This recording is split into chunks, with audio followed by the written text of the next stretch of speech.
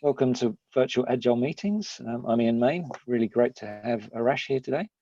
Arash Sharabi is a well-recognized coach, international speaker, entrepreneur, and current world champion in Taekwondo, which is, you don't meet those people very often. His mission is to equip professionals with leadership skills required to become the star performers in senior roles in organizations. He's an extraordinary coach, trainer, and facilitator known for running exceptionally engaging and inspiring sessions.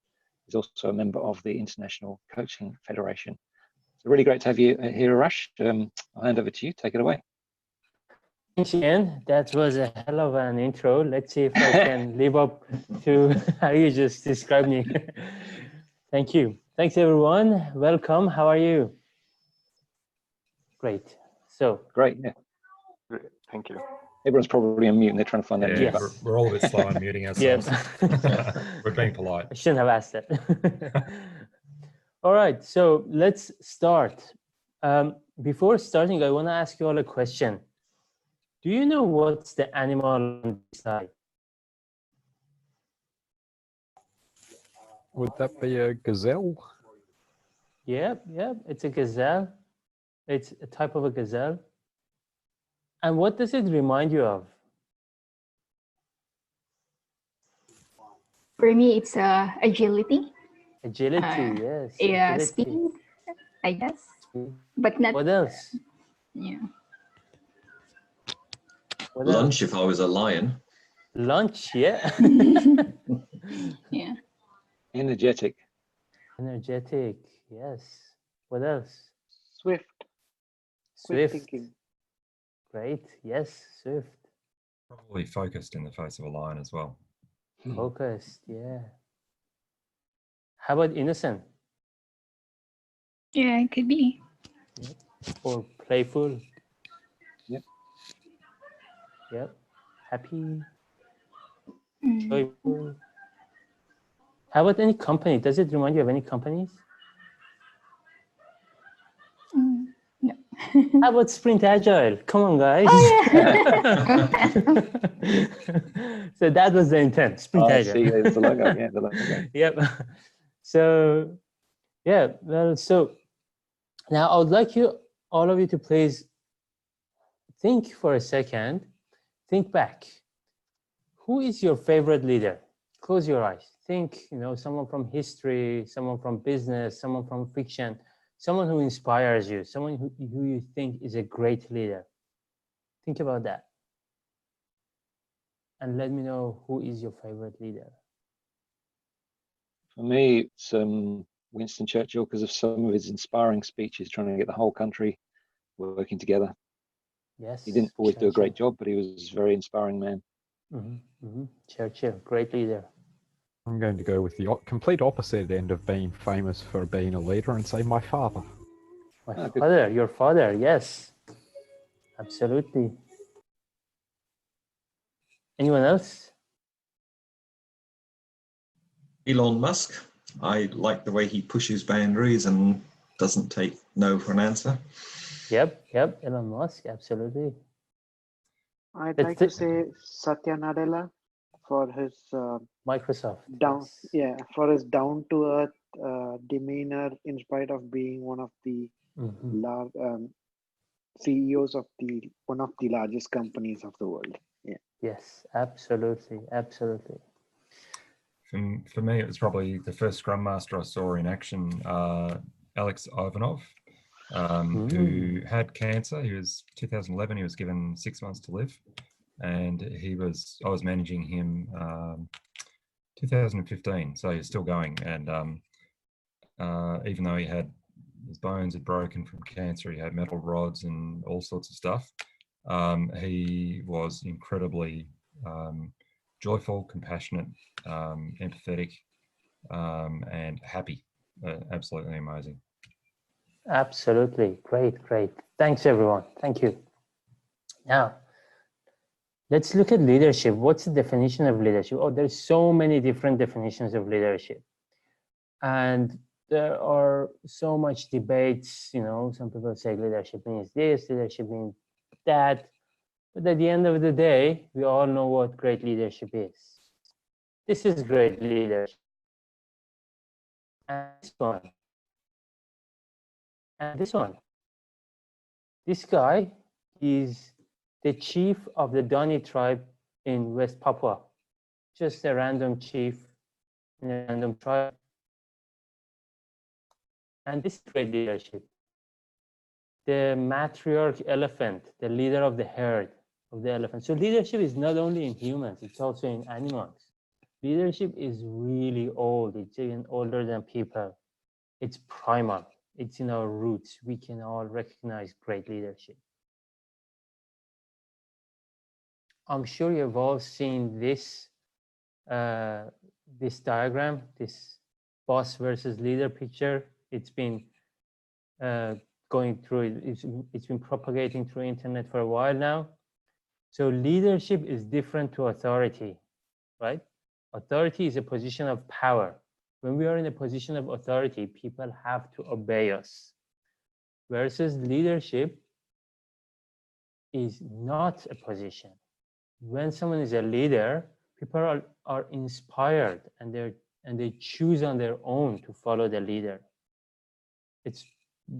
It's much different to authority. It's a skill basically. So someone can have leadership skill and be in a position of authority, while someone else may not have leadership skill and also be in a position of authority. Or some people may have leadership skills but not even be in positions of authority. So it's kind of two different things. But unfortunately, I mean, I wouldn't say unfortunately, currently when we talk about leadership in business, people usually think bosses, you know, high-ranking people, people in authority, but it's not the same thing. Okay, now I'm going to ask you a question. Do you want to be a great leader? Do you want to take better care of your team, your community, and your family? Do you want more influence? Do you want to inspire people to follow you? Do you want to be more successful professional in your organization? I presume the answer is yes. I can see heads nodding. Yes, yes, absolutely. So now let's go together and look at 7 skills that are going to help us much better leaders. Now, before going through the skills, I want to give you a little bit of background on a concept called emotional intelligence. Some of you probably have heard about emotional intelligence. There was a research by Daniel Goleman looking at jobs in various organizations. And what he found was what they did is they looked at various people in various roles and found the top 10% of those people, the top performing people, the star performers in those jobs. And they looked at the competencies that they had, and they listed all those competencies. So what they found was for jobs of all kinds, the top performers, 66% of the competencies and skills they had were in emotional intelligence, versus only 33% of those skills were technical and IQ skills. And for leadership, it was even worse. It was 85% was on emotional intelligence skills, and only 15% were your hard skills, technical skills, and IQ skills. So that's like almost 6 times more important to be a top performer as a leader. And this is not to say IQ and technical skills are not important. That's the entry criteria. Like, without being smart, you're not even going to get in. You're not even going to get a job. You're not even going to get to a company where you'll be doing highly technical cognitive work. But once you're in, what is going to differentiate you is your emotional intelligence. Now let's look at emotional intelligence in a little bit more detail. So there is a famous model of emotional intelligence which was developed by Daniel Goleman. It has 12 competencies, 4 domains, and 12 competencies within those domains. So we have self-awareness, management, social awareness, and relationship management. Within self-awareness, obviously, we have emotional self-awareness. Within self-management, we have emotional self-control, adaptability, achievement orientation, and positive outlook. Within social awareness, we have empathy and organizational awareness, which is basically the team version of empathy. And in relationship management, we have influence, coaching and mentoring, conflict management, teamwork, and inspirational leadership. To summarize it, basically what it means is the ability to understand and be aware of your own emotions and those of others, and the ability to influence your own emotions and those of others. That's very powerful, isn't it? So I was very privileged in the last 6 months to go through a course by Daniel Goleman to learn these 12 competencies with him. That's him. I told him something funny.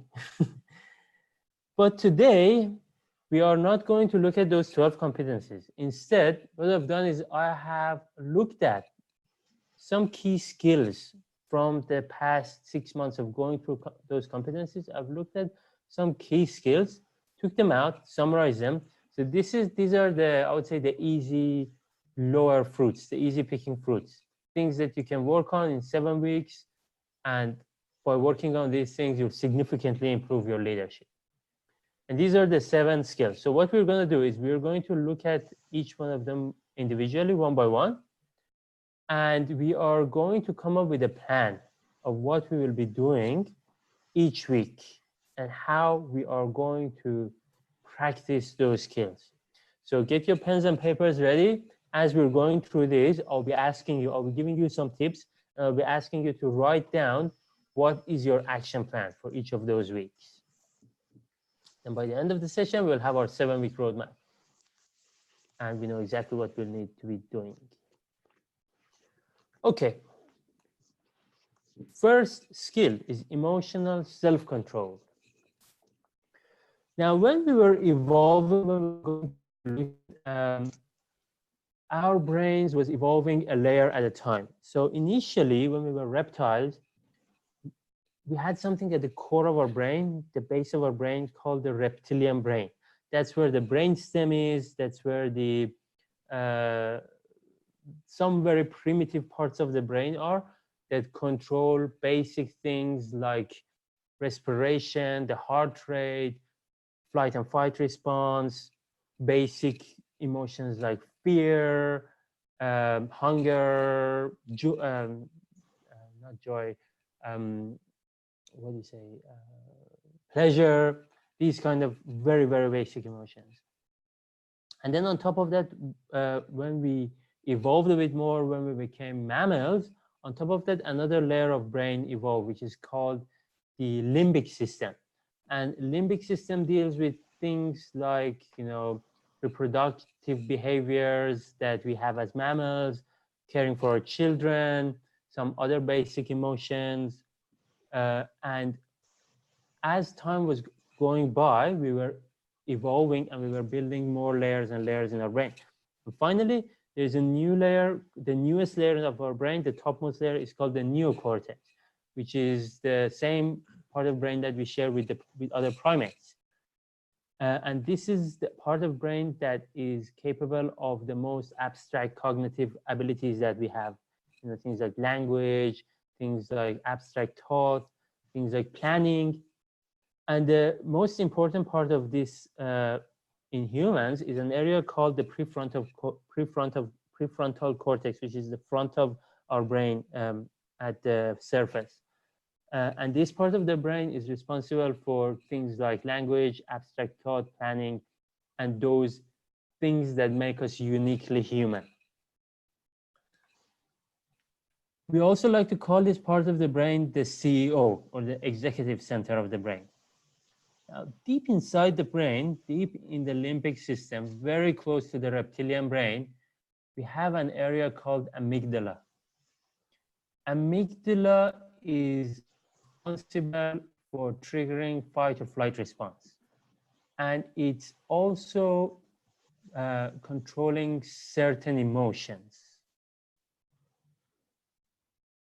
When we have a threat coming up, for example, when we had a predator like a lion attacking us, if we were a small marsupial or the equivalent of lion back in those days, that fear, anxiety, something's wrong, and ooh, there's a predator, I need to run, I need to fight back. Those kind of responses were triggered by amygdala. Now, keeping that in mind, what happens in general when we have a strong emotional response is there's a stimulus from outside, there's an internal narrative happening in our minds, in our brains, and then the brain comes up with an emotional response. Now, if that stimulus causes a very intense, severe internal narrative, like, well, I'm in danger or some sort of other thing, then the emotional response could be overwhelming, could be significant. And those situations are situations we call amygdala hijack. So basically, the amygdala overreacts and takes over the prefrontal cortex and disrupts our ability to guide our behavior. We are going to do stupid things. And one of key characteristics of amygdala hijack is when it's finished, you have a hangover. So you're going to regret what you did. There's a feeling of guilt which comes with it. Oh, I shouldn't have said that. I shouldn't have done that. Because you are not in control. Your emotions were controlling you. Your amygdala was controlling the prefrontal cortex. Now, the good news is the same neural pathways that let the amygdala control the prefrontal cortex also lets the prefrontal cortex to control the amygdala. All you need to do is to practice so that you can build those neural pathways in the reverse direction. So, how do we do it? We do it via mindfulness. I'm going to give you some examples of how to do it. So it all starts with self-awareness. What is self-awareness? Self-awareness is being able to say what emotion you're feeling and being able to say what part of your body you're feeling that emotion in. For example, if someone does something and it makes me mad, makes me angry, I go away, sit on my desk. I'm gonna just sit and observe my body. What's happening? My heart rate is up. Do I feel butterflies in my stomach? Do you feel a lot of energy in my chest? Do I feel a lot of energy in my hands, my fingers? Do I get tunnel vision? What's that happening in my body? I just completely observe my body. Or if something happens and I become anxious, I'm gonna observe, like, are my palms sweaty? What's happening? Basically connecting back with our body. Now, just one caveat is if you're in a meeting or if you're in a situation where you need to be present, don't do this because that's going to distract you. So this is for later when you're practicing. So once, for example, that meeting finishes and you go back and you realize, you're still feeling some intense emotion, you can start working these out.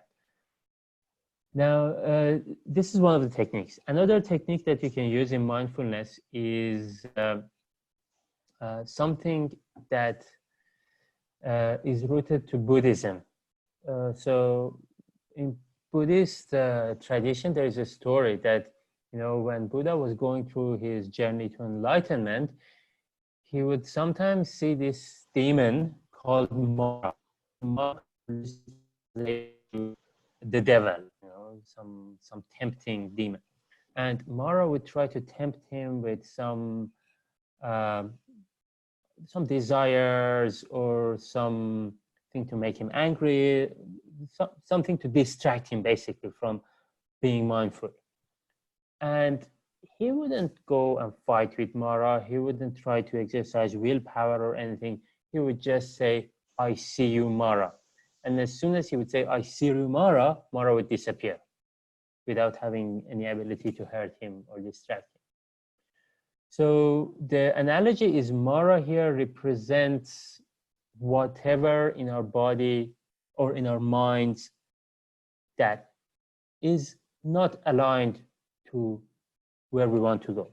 For example, if I am judging people, or if I'm getting mad at people, or if I'm feeling threatened when people attack me personally, as soon as I see that happen, I could just say, I see you, Mara. It's basically a call of observation. that I know it's happening in my body. I know it's happening in my mind. And that call of observation is going to do some self-awareness magic, and it's going to make that go away, make that whatever it is that we don't like it's not aligned with our goals. Once we observe it, it's just going to disappear over time. Now, the techniques that we can use to remember to use mindfulness and self-awareness are, you need to remember a trigger, because you can't remember all the time. Every time you feel an emotion, well, I have to sit down and observe my emotion. It's a hard thing to remember. So you use some sort of reminder. For example, what I would do is, I hate having things on my body, so I would just wear a bracelet. And that is my reminder. So every time I see that, and every time I'm feeling, oh, something is wrong, ooh, there's a bracelet here. And that's going to remind you, I have to, this is the thing that I had to keep doing. Or, if you have a watch on your left arm, you can wear it on your right arm. Something that's different to your normal behaviors. So it reminds you see it, you remember that you have to be doing this. Another technique I used was an activity which you will be doing numerous times during the day. For example, for me, it was walking up or down the stairs. Or it could be things like drinking water. Or, I don't know, going to the restroom. Something that you do repeated times during the day, that's going to be your reminder. That's going to be your trigger. So when I was going up or down the stairs, I would just look at myself. What emotion am I feeling right now? How does it feel in my body? That's it. And just then let go. Once we do these practices, over time, we will become in control, and we will build those neural pathways back from the prefrontal cortex to amygdala. So now I'm going to pause here for a second, because we talked about a lot of things. Any questions?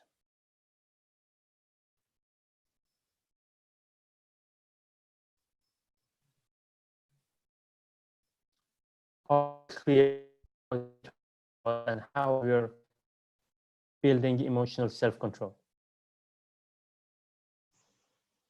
Anyone unclear? Great. So now I'd like to ask you to please take 1 minute and take note. For week 1, what are you going to do? How are you going to use mindfulness to improve your emotional self-control?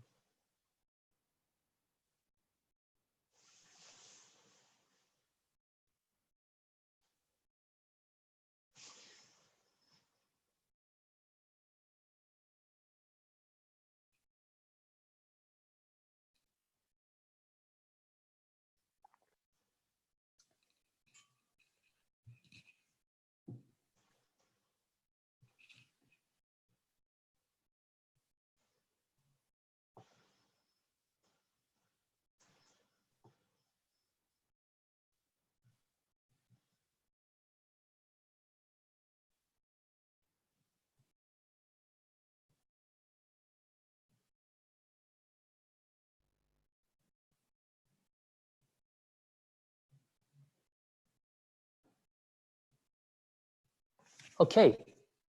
So now, as we're going to go through the other skills, we will be using the same thing. So my question to you, as we're going through the skills, is going to be, how are you going to use mindfulness to build this skill? And I'm going to give you some tips as well. Let's move to the next one. Next skill is empathy. Well, again, what's empathy? Everyone has a different definition. The definition that we are going to take for this presentation is the ability to experience the world through the existence of other people, through the perspective of other people, having to step in someone else's perspective and views. Now we have 3 levels of empathy. One is cognitive empathy. That means understanding and considering the perspective of the other person. Emotional empathy, that's understanding how the other person feels and feeling those emotions too. And empathic concern, this is also known as compassion. This is taking an active interest in the other person and caring about them. Now, let's look at how we can build these empathies. First one, cognitive empathy. First step is we want to be curious about the other person. We're going to ask questions such as what's driving them? What are their motivations? What's important to them? What challenges are they having? What is their fears? If you ask us these questions, it's going to help us understand and see the world through their perspective, through their lenses. Next level is emotional empathy. Now, emotional empathy is a little bit different. And now you've got to think about that person in a way that makes you feel for them, you know, feel a warmth or caring for them. So you got to find out things like, for example, what do you have in common? Are you a parent or caregiver like each other? You know, do you want the best for your loved one? Do they want the best for their loved ones the same way that you want the best for your loved one? And genuinely tuning to the other person. This is going to help, you know, build that connection and emotional connection and have that emotional empathy. Important, very, very important thing here is when we are asking these questions, we absolutely do not judge. We just are curious. We want to understand. We don't want to judge. As soon as we start judging, we're going somewhere else. We're not going to build empathy. Empathy is super important for leadership. So I see the emotional self-awareness as the first building block and empathy as the second building block, because every other skill which is going to come after this is going to require these two. If you think about influence, if you think about coaching, whatever leadership skill that you want to use, you will be using empathy in a way, because you want to tune your message to what the other person wants to hear and understand. Now, I would like to ask you to please take a minute and think about how are you going to use mindfulness to build empathy? What are you going to do in week 2 to build empathy? What are you going to observe in yourself? How are you going to use those techniques, examples that I provided earlier to build empathy? If you're stuck, if you can't think of anything, let me know and I'll give you some suggestions. Can you put the last slide up, please? Yes. Thank you.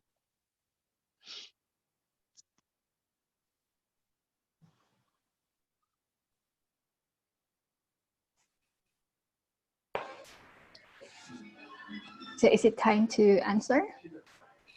Yes, write down your answer on your paper. If you Okay. if you can't think of anything, let me know and I could, you know, give some suggestions. Yeah.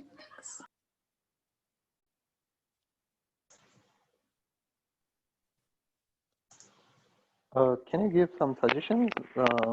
I'd just Okay. like to. So, for example, you're in a meeting and you're talking to people, you're paying attention to the content of what's being discussed. That's not going to help you build empathy. But as soon as you start tuning into people and try to understand what they're feeling, try to understand what their motivations are, what their fears are, what's important to them, what drives them, that's going to help you build empathy. So you've got to give yourself a reminder, for example, wear a bracelet or something to remember next time you're in a meeting, I have to pay attention to the person, not the content.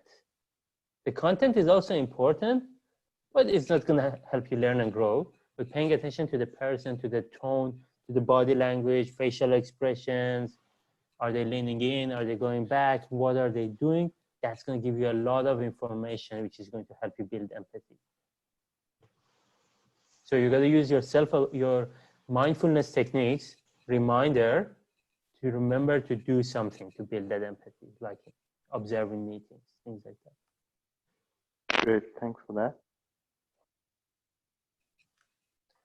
Okay. Now, moving on to next. Next skill is a superpower. Who can tell me what this skill is? This is the superpower for leadership. I'm Listen, going with X-ray vision. X-ray vision. Someone almost said it.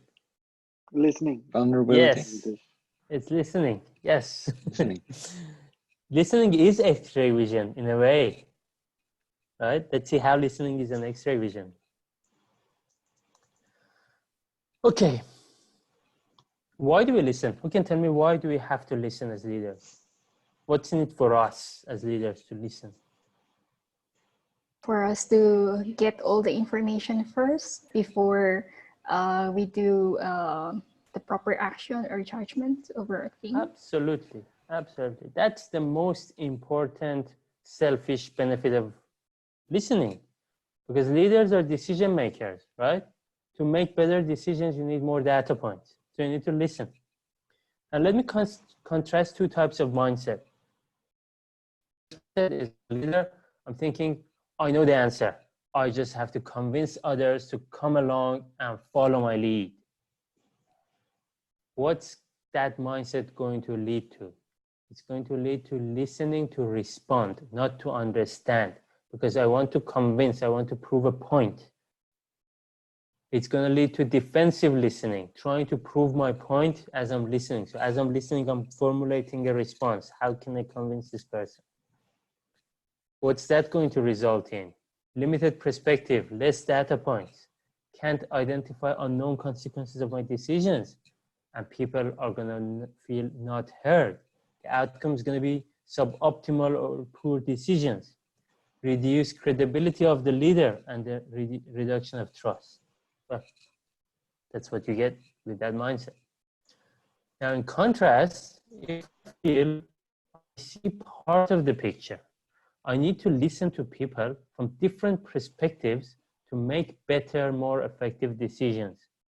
That is going to lead to listening to understand, not to respond, and active listening.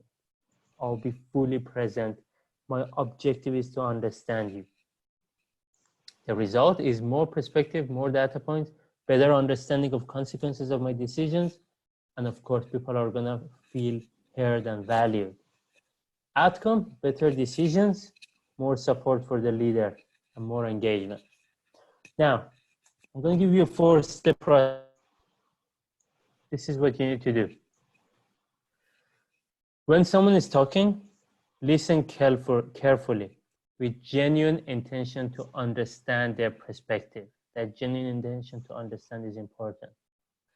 Do not form a reply in your mind or think about how to convince them.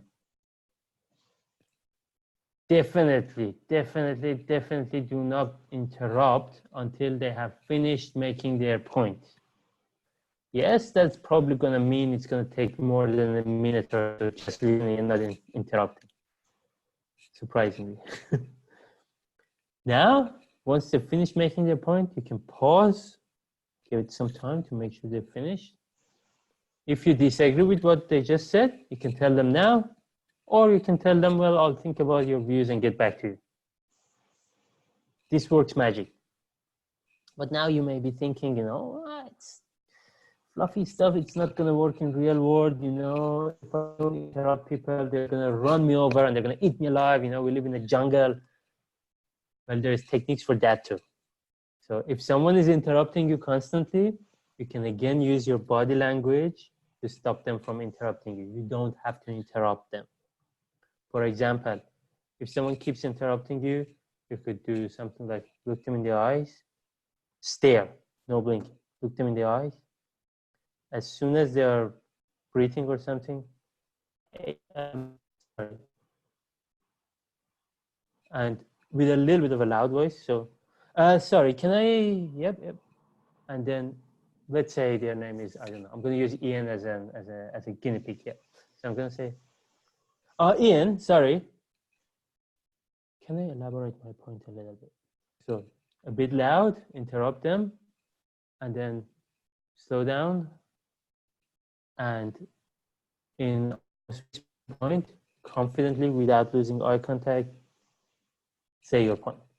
So these kind of body language or techniques is going to protect you from people who interrupt you quite often. But what's very important is, you do it once, you do it twice, they're going to learn, they're not going to keep interrupting you. You should not interrupt other people while they're making their point. Okay, now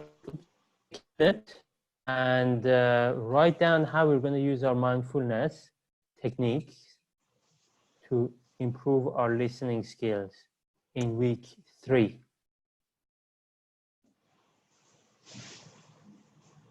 Again, think about what reminders do you have to give yourself to remember, for example, not to interrupt others, or to remember not to reply in your mind while they're speaking, or to remember things like, well, I got to change my mindset from I know all the answers, I need to convince people, to no, I need to get more data points, I need to understand, or whatever other thing that you think is going to help you.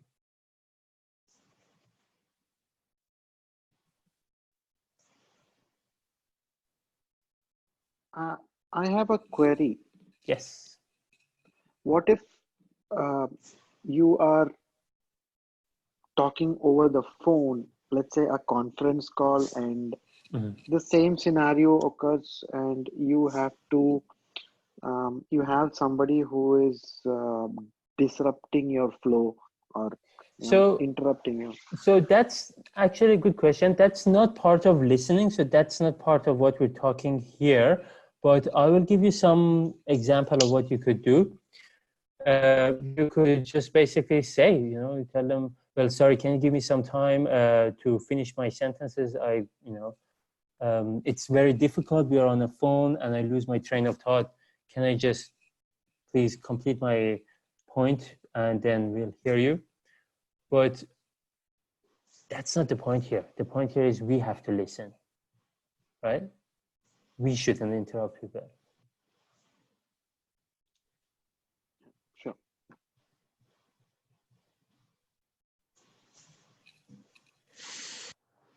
Okay. Next skill. Now, speaking of listening, who knows Rumi? He's a Persian poet and philosopher. He's talking about there is a voice that doesn't use words. Listen. Does anyone know what this voice is? Gut feeling. Absolutely, it's gut feeling. Yes, yeah. Intuition and gut feeling. Why do we call it gut feeling? There's a part of the brain called insula. Insula is highly connected to the gut neurologically. It's also responsible for creating certain heuristics. So what it means is, well, something happens, I learn my lesson, I create a heuristic, put it there in my unconscious. And I'm not going to remember what that event was. I'm not going to have a memory of it in my conscious, but I have a heuristic in my unconscious. This is dangerous. Well, that color or that person is going to be aware about it. That's why we kind of feel it in the gut, because it's neurologically connected to the gut. Now, tell you two really interesting research. Sorry, I have to read a little bit because we are behind time. First research is about entrepreneurs in the US. Highly successful entrepreneurs. These are voracious data gatherers. Again, research by Daniel Goleman, if I'm not mistaken. These people gather all the data, all the information that they can, but before making decisions, they validate it against their gut. Then they make decisions. So they have all the data, they know all the risks and everything, they validate the decision against their gut feeling, and then they make a decision. Another research, they got a group of people doing some sort of game with playing cards, like blackjack or something. And there were 2 decks of cards, a blue deck and a red deck. And the blue deck was rigged, so they would lose if they get the blue cards, but it would be normal if they get the red cards. And after around 50 rounds of playing, people understood there's something dodgy is happening here. They didn't quite get what's happening, but they kind of, you know, got a feeling something's wrong here. After 80 rounds of playing, they figured it out. The blue cards are rigged. They're going to lose when they reach for it. Now, interestingly, these people are connected to sensors and everything. Only after 10 rounds of playing, their palms started sweating. So the body knew that there is something wrong with the blue card. So as they were reaching for the blue cards, their palms were starting to sweat. But as they're reaching for the red cards, nothing would happen. So if we reverse engineer and we observe our body, we are going to learn a lot of information. Sweaty palms, I haven't cognitively picked it up, but sweaty palms is going to tell me something is wrong. Same way with our gut feeling. If we're connected to our guts, we can tell if something is going wrong, even before cognitively we realize it's happening. Now, I need to make a very important distinction here. There's two types of gut feeling, two types of intuitions. The one on the left, this is good intuition. Something is wrong. You know, in this type of intuition, there is a medium for transfer of information. For example, you have a project, everything looks good on paper, but you have a gut feeling it's going to fail. You are there is a medium for information to be transferred. Or the playing cards, you had a physical medium for information to be transferred. The dangerous type of intuition, that's where there is no physical medium for information transfer. That's things like recognition and those psychic things. So it's things like you wake up at the middle of the night and you know something has happened to your best friend, or knowing the specifics of events across time and space. Well, don't go there. You know, if it's they're all kind of crazy in a way. So if you want to be good leaders, this is about leadership. It's not about supernatural things. Avoid the dangerous intuition and only focus on good intuition. Okay, now, quickly, please take notes. What are you going to do in week 4? How are you going to develop your intuition?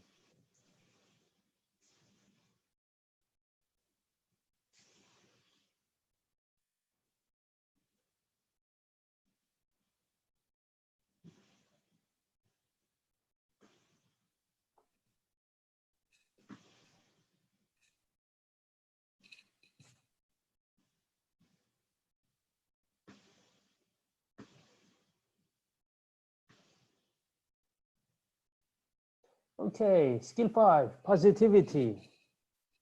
Well, how can positivity be a skill? Positivity is not like either a positive person or a negative person, but it's a skill because you can improve it. Anything you can improve is a skill.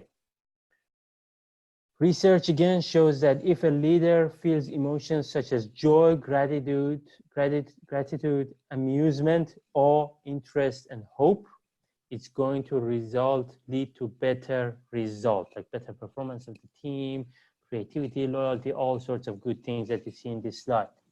So positive emotions are contagious, especially if you are a leader. It's more contagious because people want to follow you. You are the leader. And it's more influence from you on people. Now, how to build it, how to improve it, various techniques. I'll give you an example. You keep track of it. So you just ask yourself every month, how often have I been feeling joy, interest, hope, gratitude, amusement, and awe in the past month? Or you could reflect every week. How many times have I felt joy, interest, hope, gratitude, amusement, and awe in the past week? Specifically, how many times? Or even better, you can write a journal every day. Write down the specifics of what caused you to feel joy, interest, hope, gratitude, amusement, and awe in that day. This does magic.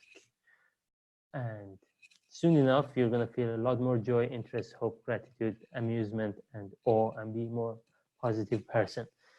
Quickly, please take notes. What are you going to do to improve your positivity?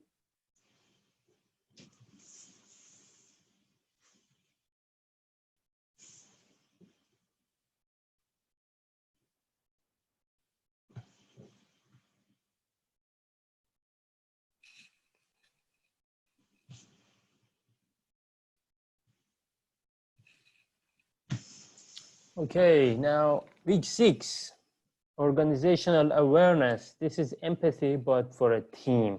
This is basically situational awareness organization.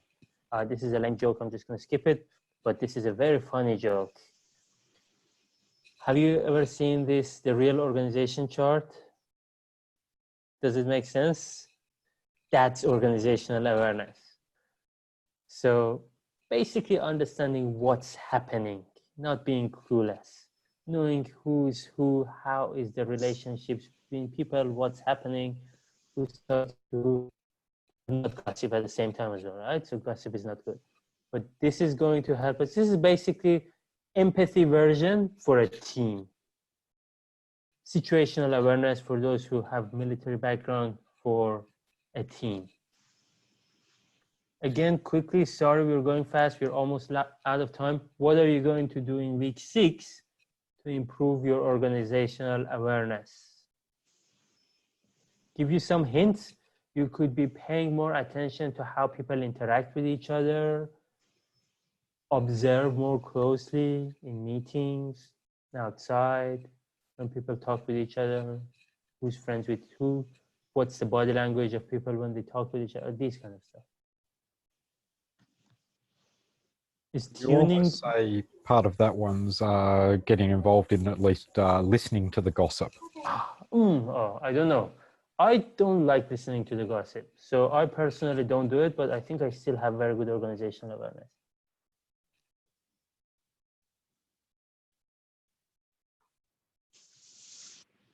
Okay, sorry. Quickly moving on. Last one is systems thinking. Well, what's a system? System is a number of components which are interconnected and together they make a whole. Give you some examples of the systems. Our digestive system is a system. For those of you who haven't had dinner yet, you know, your digestive system is probably giving you signals now. And human body is a system. A team is a system. There's always a bigger system. Computers, like a software system, digestive system. Elon Musk is a system. He's a person, right? A person is a system. Body is a system. So he's a system. A team is a system. An organization is a system. There's always a bigger one. You know, the society is a system.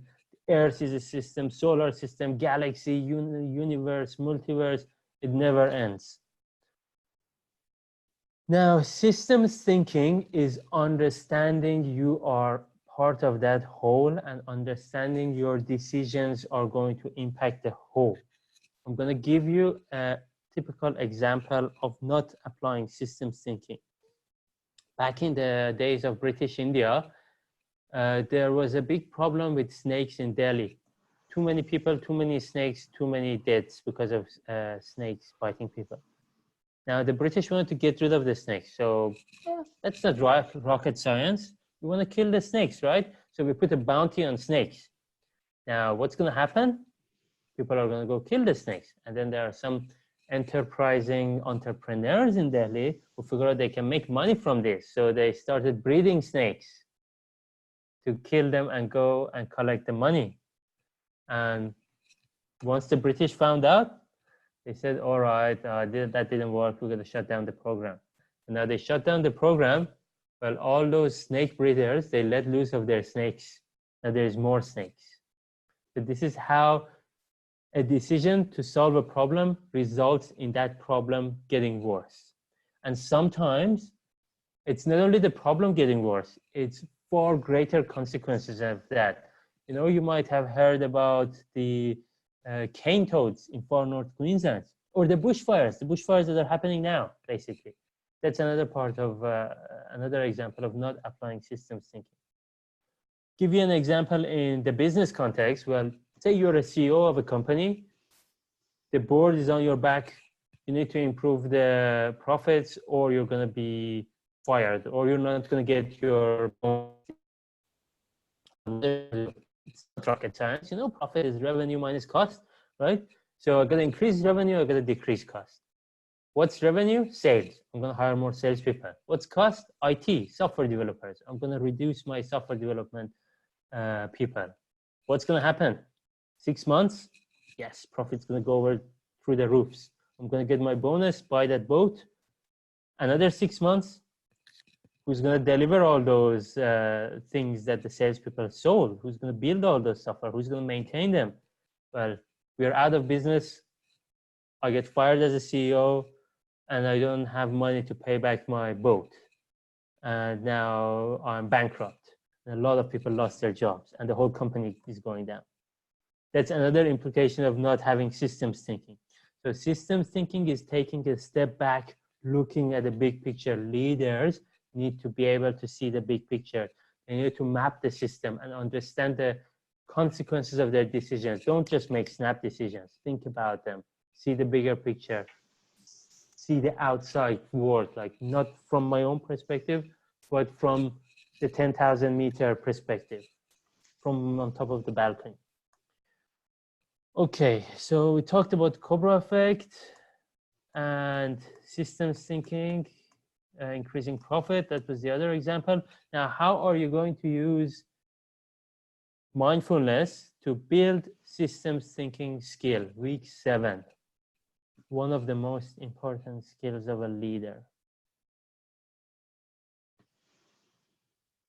This is one of the key ones. You need to have a good strategy for this one.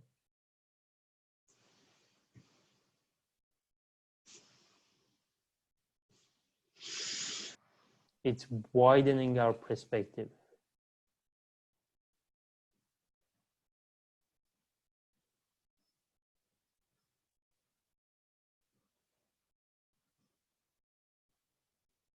The simple question to ask is, well, whenever you come up with a decision, ask yourself, what other implications can this decision have on the things that are outside the boundary of the system, outside the boundary of the problem that I'm trying to solve? I'm trying to release this software package, or I'm trying to convince someone in a meeting to do something. What are the things that are outside the boundary of this problem? What's the impact of my decision to the things that are outside the boundary of this problem?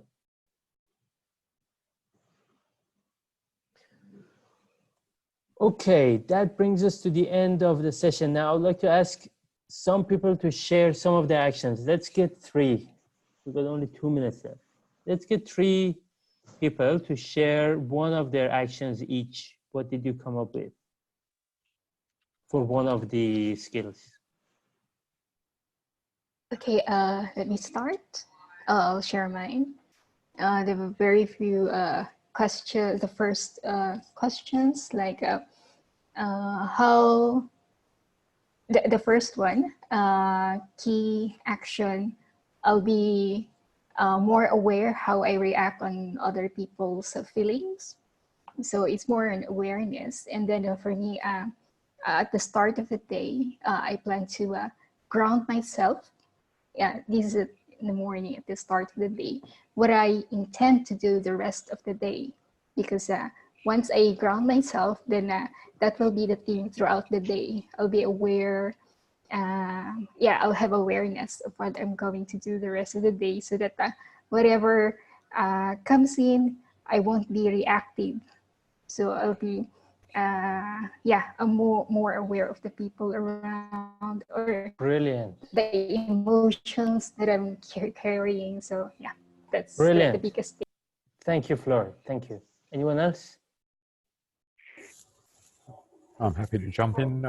Yep. I noted down for the listening one, I need to try and respond a bit slower. That's probably the key thing for me. I tend to just rely on my instinct too much in responding. How are you going to remember that? It's probably the main one I'll concentrate out on. So I may not necessarily implement a particular thing, except for the fact that if I'm in a meeting or if someone approaches me at my desk, then that's probably a good sign of, hang on, I need to be aware of this. So yeah, it's something I'll just initially, I think, just focus on, at least on a mental aspect, without necessarily going for a physical reminder. If I find I'm not keeping up with it, then look at, okay, what's a physical thing? I actually have a really good device that gives you a little electric shock if you fail. So it's designed for training yourself out of habits. So if all else fails, That's I'll a bit find where I intense. put it. But it could be a bit of fun just to find out how the thing works anyway. Just on a tiny side note there, on the positivity one, that really hit home well for me, because someone not that long ago commented to me in the workplace, "Why are you so happy all the time?" And my response was something along the lines of, because there's always something good happening. And it made me aware that people do notice it. I hadn't really recognized that before, and your discussion today helped me to sort of understand that a bit better. So thank you. Absolutely, thank you. Can we get one last person to say their action? Yeah, I can go. This is again about the positivity itself. I think that was one thing that hit me quite well, struck me. So the things that, like, there's small things in life which we take for granted, but when you actually look out, there's so many people who do not have those things. So I think you need to be very thankful for what you have. At the same time, you need to have that empathy that you talked about to see if you can make their lives any better. So I think it's the moment you step out of the door, you see so much around you. So if you just open your eyes and open your heart, you'll be able to see that better. Absolutely. And gratitude does magic. It does a brilliant job in making us more positive. Absolutely. Okay, thank you everyone. So now to finish, I'm going to leave you with another quote from Rumi, the Persian poet, mystic, and philosopher. Yesterday I was clever, so I wanted to change the world. Today I'm wise, so I'm changing myself. Now, before we finish, just ads come at the end of YouTube. So these are my ads. If you like this, I have a 12-week leadership coaching program designed by Daniel Goleman himself. It's an amazing program. More details are available on our website. Have a look. Some people at this meetup are currently enrolled in this program and are going through it. And next, I also run Agile certified courses. So if you're interested to getting a certificate in various safe role-based certificates, feel free to jump in. I have discount available, 42% discount for Lean Portfolio Management and Scrum Master, and also 20% discount on Leading Safe available. Reach out to me if you're interested. I'll send you the discount code. Now, Ian, do we have time for Q&A? Yeah, I was going to say that. Has anyone got questions? I had a quick question. I guess it predominantly relates to some of the systems thinking side of things.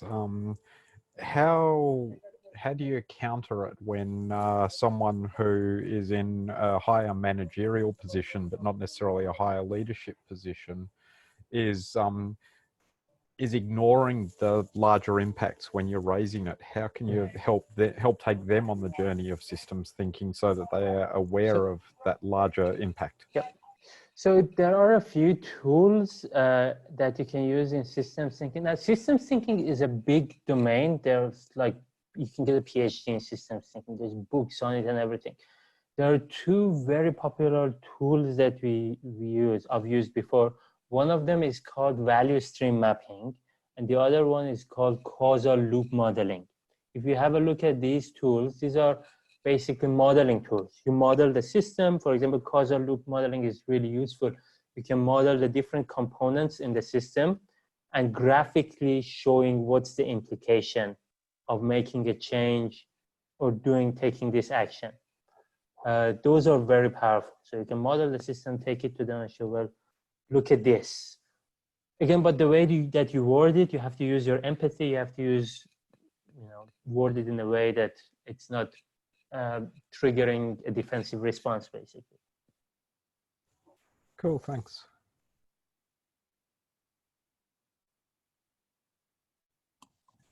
I've got one, Arash, just around listening to teach. So as a Scrum Master, one of my core roles, I suppose, is to help people transition from waterfall or other ways of thinking.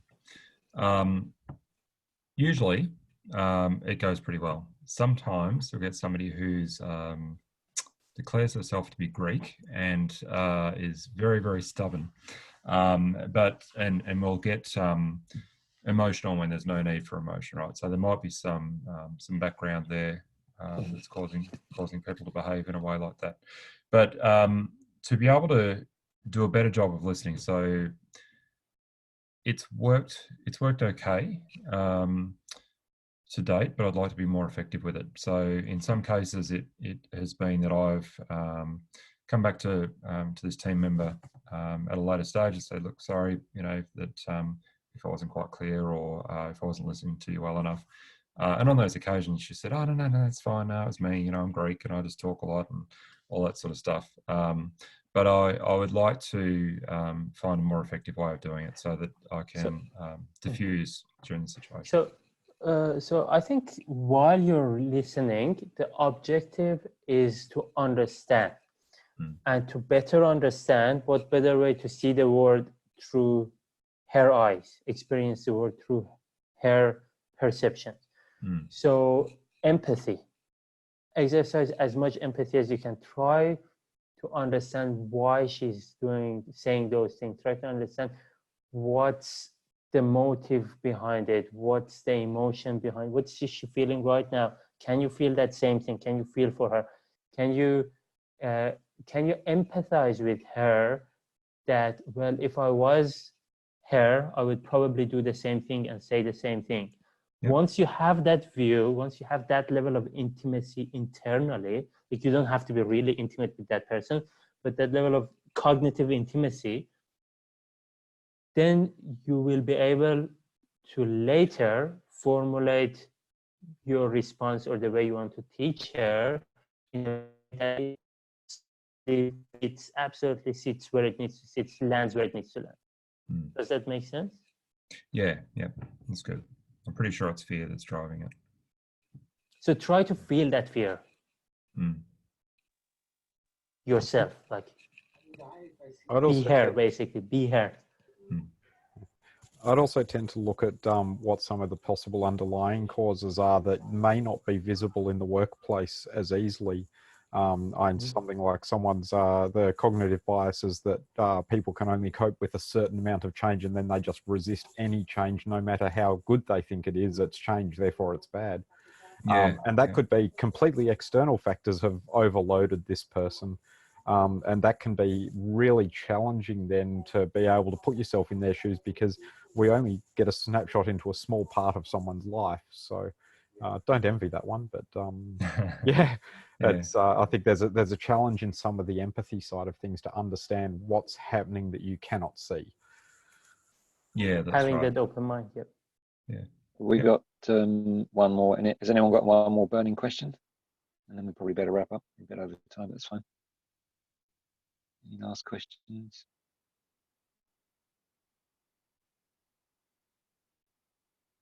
Okay, well, I'll just wrap up then. So thank you very much, Arash. That was really, really interesting. I've got some homework for myself over the next few weeks.